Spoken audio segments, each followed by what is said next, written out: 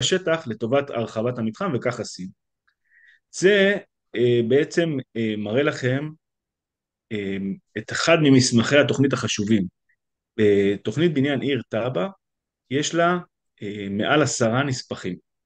כל נספח מסמך הוא נותן את המידע הרלוונטי בתחום שלו. למשל, נספח תשתיות, נספח תנועה, נספח פרוגרמה ציבורית, כלומר צרכי ציבור של המקום, נספח ניקוז, נספח פיתוח, איך ייראה הנוף באזור. ממש כל נספח נותן את המבט שלו, ופה אנחנו מסתכלים על הליבה של מסמכי התב"ע, שזה התקנון, המילים, 10 הדיברות של התוכנית.